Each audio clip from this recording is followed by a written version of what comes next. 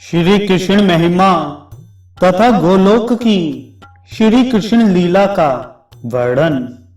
भगवान नारायण कहते हैं, परमात्मा श्री कृष्ण ही संपूर्ण ब्रह्मांडों के एकमात्र ईश्वर हैं, जो प्रकृति से परे हैं। उनका विग्रह सत्य, चित्त और आनंदमय है। ब्रह्मा प्रवृत्ति देवता, महाविराट और स्वल्प विराट सभी उन परम प्रभु परमात्मा के अंश हैं। प्रकृति भी उन्हीं का अंश कही गई है।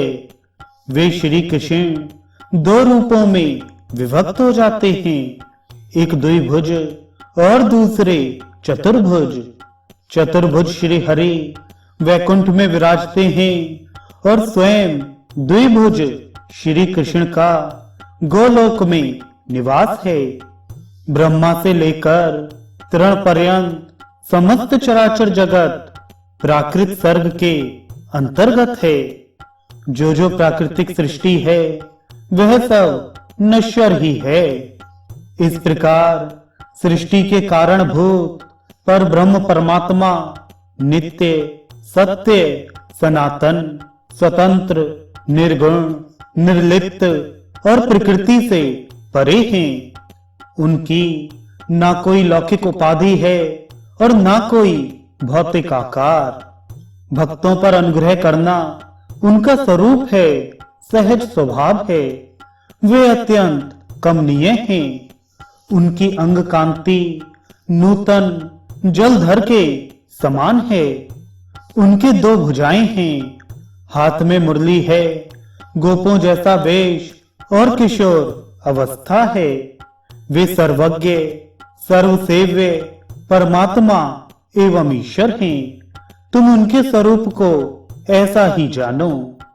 इन्हीं के दिए हुए ज्ञान से विराट पुरुष विष्णु के नाभि कमल से उत्पन्न ज्ञान स्वरूप ब्रह्मा अखिल ब्रह्मांड की सृष्टि करते हैं तथा संपूर्ण तत्वों के ज्ञाता मृत्युंजय शिव संहार का कार्य संभालते हैं। उन्हीं के दिए ज्ञान से तथा उन्हीं के लिए किए गए तप के प्रभाव से वे उनके समान ही महान एवं सर्वेश्वर हुए हैं। उन परमात्मा श्री कृष्ण के ज्ञान के प्रभाव से ही भगवान विष्णु महान विभूति से संपन्न, सर्वज्ञ, सर्वदर्शी, सर्वव्यापी, सबके रक्षक, संपूर्ण संपत्ति प्रदान करने में समर्थ, सर्वेश्वर तथा समस्त जगत के अधिपति हुए हैं। उन्हीं के ज्ञान से, उन्हीं के लिए की गई तपस्या से तथा उन्हीं के प्रति भक्ति और उन्हीं की सेवा से प्रकृति सर्वशक्तिमती, महामाया और सर्वेश्वरी हुई हैं। उन्हीं के ज्ञान, भजन, तपस्या एवं सेवा करने से देव माता सावित्री वेदों की अधिष्ठात्री देवी और वेद माता हुई हैं। वेदज्ञा तथा द्विजों की पूजनीया हो गई हैं।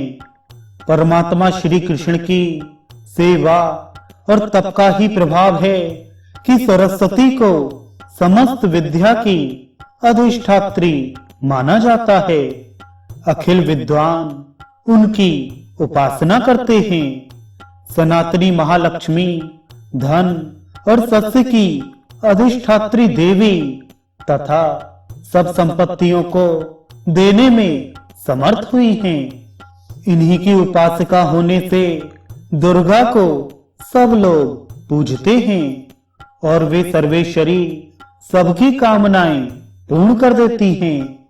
इतना ही नहीं, वे दुर्गति नाशिनी दुर्गा इन्हीं की कृपा से समस्त गांवों की ग्राम देवी, संपूर्ण संपत्ति देने में समर्थ, सबके द्वारा स्तुत्य और सर्वज्ञ हुई हैं। उन्होंने सर्वेश्वर शिव को जो पति रूप में प्राप्त किया है वह उनकी श्री कृष्ण सेवा का ही फल है। श्री कृष्ण के वाम भाग से प्रकट हुई श्री राधा श्री कृष्ण की प्रेम से आराधना और सेवा करके ही उनके प्रेम की अधिष्ठात्री तथा उन्हें प्राणों से भी अधिक प्रिय हुई हैं। श्री कृष्ण की सेवा से ही उन्होंने सबसे अधिक मनोहर रूप, सौभाग्य, मान, गौरव तथा श्री कृष्ण के वक्ष स्थल में स्थान, उनका पत्नीत्व प्राप्त किया है।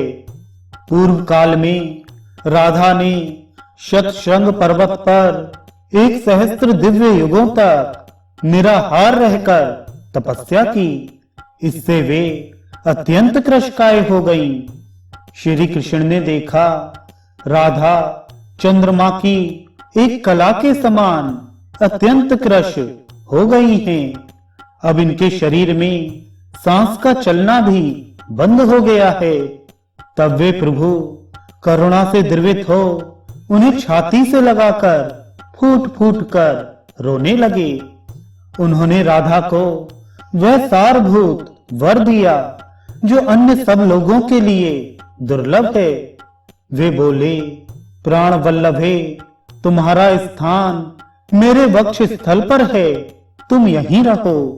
मुझ में तुम्हारी अविचल प्रेम भक्ति हो।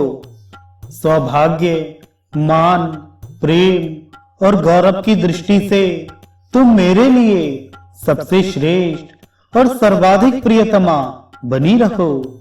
संसार की समस्त युवतियों में तुम्हारा सबसे ऊंचा स्थान है। तुम सबसे अधिक महत्व तथा गौरव प्राप्त करो। मैं सदा तुम्हारे गुण गाऊंगा, पूजा करूंगा।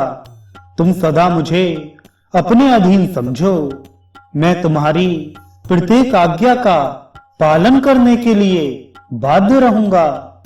ऐसा कहकर जगदीश्वर श्री कृष्ण ने उन्हें सचेत किया और अपनी उन प्राण वल्लभा को सौत के कष्ट से मुक्त कर दिया। जिन जिन देवताओं की जो देवियां पति द्वारा सम्मानित हुई हैं, उनके उस सम्मान में श्री कृष्ण की आराधना ही कारण है। मुनि, जिनकी जैसी तपस्या है उन्होंने वैसा ही फल प्राप्त किया है। देवी दुर्गा ने सहस्त्र दिव्य वर्षों तक हिमालय पर तप करते हुए श्री कृष्ण चरणों का ध्यान किया। इससे वे सबकी पूजनीय हो गईं। सरस्वती श्री कृष्ण की प्रसन्नता के लिए लाख दिव्य वर्षों तक गंधमादन पर्वत पर तपस्या करके सबकी वंदनिया हुई हैं। लक्ष्मी 100 दिव्य युगों तक पुष्कर तीर्थ में तपस्या पूर्वक श्री कृष्ण की आराधना करके समस्त संपदाओं को देने में समर्थ हुई हैं। सावित्री मलयाचल पर 60,000 दिव्य वर्षों तक तप एवं श्री कृष्ण चरणों का चिंतन करके द्विजों की पूजनीय हो गई हैं। मुनि, पूर्व काल में ब्रह्मा, विष्णु तथा शिव ने 100 मनवंतरों तक श्री कृष्ण प्रीत के लिए तपस्या करके सृष्टि, पालन और संहार का अधिकार प्राप्त किया था। धर्म 100 मनवंतरों तक तप करके सर्व पूज्य हुए।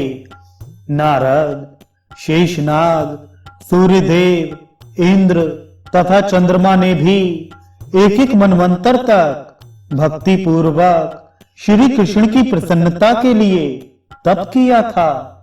वायु देवता 100 दिव्य युगों तक भक्ति भाव से तपस्या करके सबके प्राण सबके द्वारा पूजनीय तथा सबके आधार बन गए।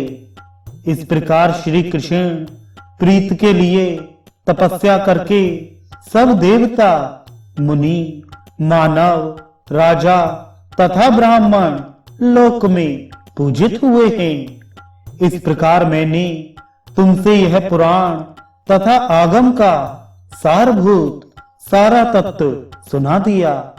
अब तुम और क्या सुनना चाहते हो?